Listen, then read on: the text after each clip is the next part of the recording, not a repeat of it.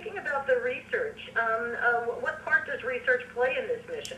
Very large, very, very large part. It's probably one of the major goals of the mission is we have 20 research projects ranging from human factors, physiology and psychology, to geology, to biology, to chemistry, and then there are the climate kind of parameters that we're looking at too, looking at temperatures, and also, of course, Matt's water study that he mentioned, and there's a radiation study, and I've probably forgotten something. It's hard to remember all of them, but that's what takes up our time every day, is we spend typically between 3 and 5 hours a day having one team go out on EVA to collect data in the field.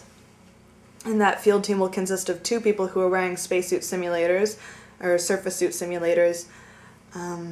So therefore they're confined and aren't able to feel the wind on their face per se. But also because of where we are in the Arctic here, there's the threat of polar bears and other dangerous environmental threats. So this is, not exactly Mars simulation, but we have one person go along to be the out-of-sim polar bear monitor.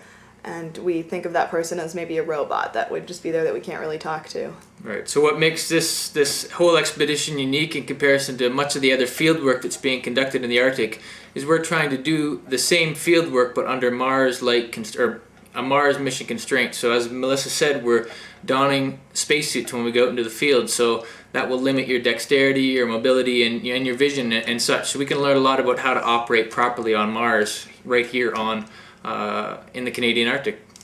And then after we collect our... Oh, sorry, go ahead. Go on. No, you go on. So Okay. after you... I was just going to say, after we collect our data in the field, we come back here and we have a fully functional lab. So we also are able to analyze our samples here. And we're in communication with our remote science team as well. So we're starting to write papers while we're here and hope to publish a lot of papers on our results to hopefully contribute to planning for future missions and, help maybe even pick the future landing sites on Mars for those missions. Now, how are you collaborating? How does this mission and these Mars missions, how are you collaborating with NASA, the National Aeronautics and Space Administration? Well, the principal investigator for Polar Shelf part of our project, his name is Chris McKay at NASA Ames, and he's, helping quite a lot to help coordinate all of our science. So I guess that's the major tie-in right there. Also, most of our science team is made up of other scientists, also from NASA Ames and the Canadian Space Agency as well.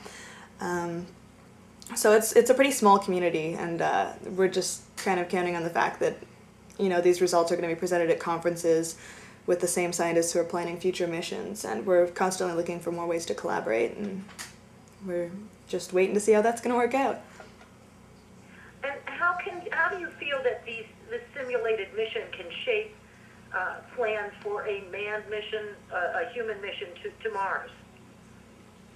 So again, I think the biggest thing that can come out of this is just the fact that we're trying to do our science under lots of the constraints that you would when you're actually going to be on the moon or Mars, for instance. So we can learn a lot about how the crew interacts with one another, crew dynamics over the course of those 4 months, because we're locked up in a small enclosed volume for those 4 months. So that'll give us an idea how a crew's going to do when they're sent to Mars. So for instance, going to Mars is going to take approximately 6 months in transit from the Earth to Mars, and then some of the main or the primary mission architectures right now say that we'll stay on the surface for 500 days, and then you'll have another 6 months return transit time to get back to Earth. So a lot of that time we need to make sure that the crew is going to be fine and the crew dynamics are going to be fine over that duration. So we're learning a lot about that, even though we're here only for 4 months. And again, a lot of the field science, we're doing relevant field science in a relevant scientific location, but doing it under Mars constraints or spacesuit constraints and communication constraints, how we interface with the science team back home, as Melissa mentioned. Melissa, could you add to that? What have you learned so far that you think will help in any future human mission?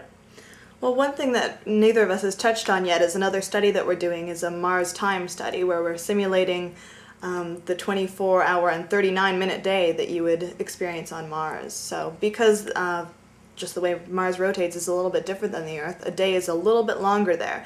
And while 39 extra minutes a day doesn't sound like a lot, it adds up, and after 37 days you'll have lost an entire day. So for the first time ever, we are simulating the Mars time period in a very good Mars analog environment also, we have 24-hour sunlight here in the Arctic, so we're able to cover up our windows when it's our nighttime, and therefore we have daylight available for us whenever we wake up, so we're not restricted in terms of when we can go out and do our field science. So it's very easy to convince ourselves that in that way we are on Mars.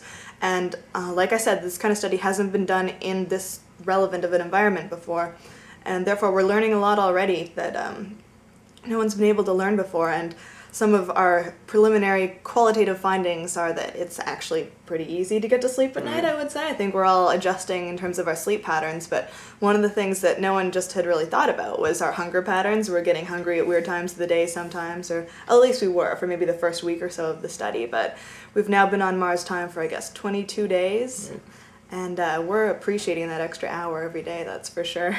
So you're adjusting pretty well, you think? Yeah, and I mean the crew's just getting along amazingly well. Yeah, we're trying to use that 40 minutes for sleep and not extra work, and generally that's working, so that 40 minutes definitely cheers up the crowd a little bit more in the morning, because we are pretty busy with the work we need to do here, but having that extra time really helps out. So what do you do for fun? Do you get a break? Or is it sleep? Is sleep fun? Sleep is a lot of fun, and we really like sleep, but other than that, we take Sundays off every week, so we make sure we try really hard to relax, but this crew is probably happiest when they're working, quite frankly. So one thing we do that has been has helped with just making us happy is we all appreciate the potential to do outreach to school kids. So we've organized a number of outreach activities where we've talked to different school groups while we've been here, summer camps, and just kind of to spread the enthusiasm we have up here and just some information about space exploration to those students. So that's been fun for sure as something to do for fun, and we've organized a few games here as well. We're not working 24/7, so it's been just as a crew going to Mars, we'll have to take some time out of their day for leisure time. We do the same. And we got hooked on the series Lost, so we've been watching TV a little bit every day too. Not live, DVDs of course, we don't get to see commercials and live TV from here, but yeah, we relax every now and then. So you I mean, this is a true simulation, you just don't walk out the door. Oh, absolutely not, that's right. Yeah, if you're starting to feel closed in and, stressed out, that's not an option, unfortunately, so, which luckily for us doesn't happen very often. Like I said, we're getting along very well, so. But yeah, it's pretty tight simulation.